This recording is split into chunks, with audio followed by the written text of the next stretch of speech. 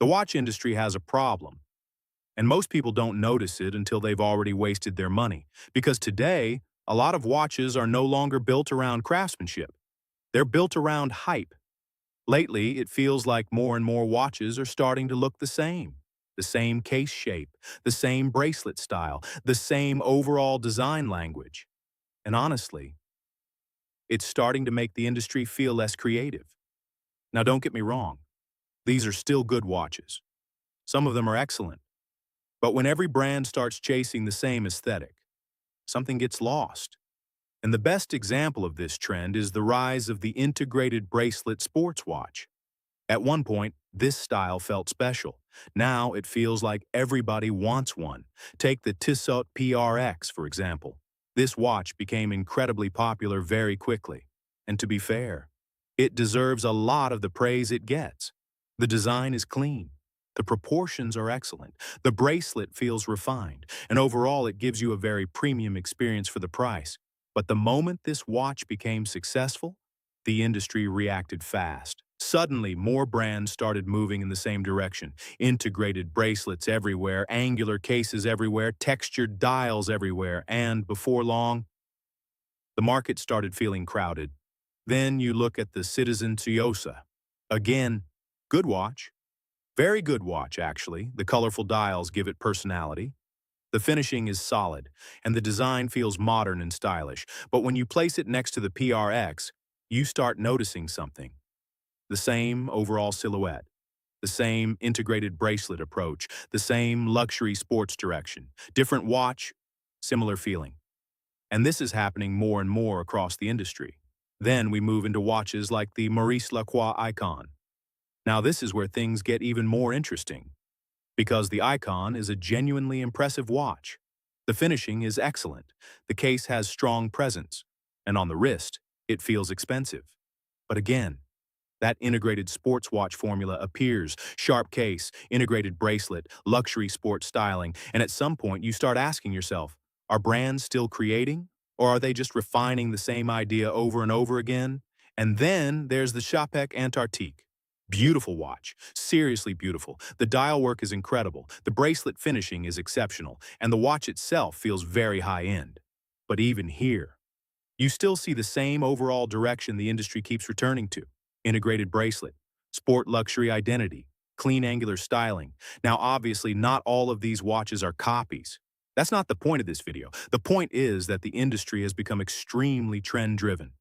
Once one design language becomes successful, everyone starts moving toward it, and over time, originality slowly disappears. Because brands don't always want to take risks anymore. Safe designs sell, familiar designs sell, trending designs sell, and that creates a problem. The watch industry used to feel more distinct. Different brands had stronger identities. You could instantly recognize their style. Now sometimes it feels like multiple brands are chasing the same customer with slightly different versions of the same watch. And honestly, that can make the hobby feel repetitive, especially when social media gets involved, because once a certain watch style becomes popular online, everybody suddenly wants to participate in the trend, and eventually the market becomes oversaturated. Now to be clear, integrated bracelet watches are not bad, not at all. Some of them are genuinely fantastic. The PRX is good, the Tsuyosa is good, the Aikon is good, the Antarctique is beautiful. But when too many brands start moving in the same direction, the industry starts losing variety. And that's the real issue. Because watches are supposed to have personality, different shapes, different identities, different philosophies. That diversity is part of what made watches interesting in the first place. And hopefully, more brands start remembering that again. Because the industry doesn't need more watches that look similar. It needs more watches that feel original. And honestly, this isn't just happening with integrated bracelet watches. The watch industry has been following successful formulas for decades, and maybe no watch proves that better than the Rolex Submariner. The Submariner is one of the most influential watches ever made. At this point, it's more than just a dive watch. It became the blueprint for what people imagine when they think of a luxury sports watch. The black dial, the rotating bezel, the bold hour markers, the clean, balanced proportions. Everything about the design feels timeless, and that's exactly why it became so powerful. The Submariner created a formula that worked so well that the rest of the industry started following it, because when a design becomes this recognizable, brands naturally want a piece of that success. And honestly, that influence changed the entire dive watch category forever. Then you look at something like the Invicta Pro Diver, and immediately the similarities become obvious. The bezel shape, the dial layout, the overall silhouette. It clearly follows the same visual language the Submariner made famous. Now, to be fair, the Pro Diver became popular for a reason. It offered people an affordable way to experience that classic dive watch look, and for many buyers, that was enough. But this is where the bigger industry conversation begins. Because once one design becomes successful, brands start realizing it's safer to follow familiarity instead of creating something original. And over time, that slowly makes the market feel repetitive. And then there's the Steinhart Ocean 1. This is where the conversation becomes even more interesting. Because unlike cheaper imitation watches, the Ocean 1 is actually respected by many enthusiasts for its build quality and finishing. The watch itself is genuinely solid, but visually, it still stays extremely close to the Submariner formula. And honestly, that says a lot about the influence Rolex has over the entire industry, because even respected brands continue returning to that same design language, the familiar bezel, the familiar proportions, the familiar diver aesthetic.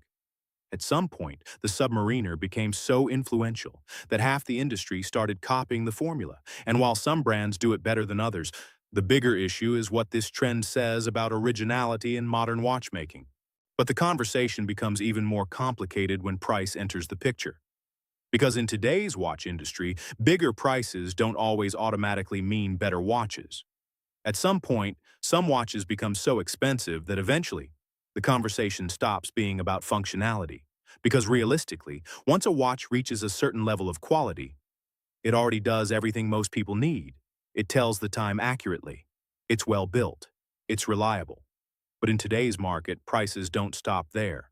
And one of the biggest examples of that is the Rolex Daytona. Now, to be clear, this is still an incredible watch. The finishing is excellent. The movement is respected. The history behind it matters.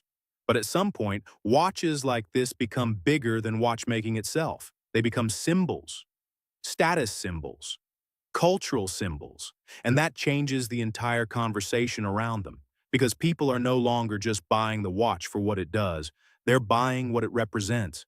Exclusivity, success, prestige.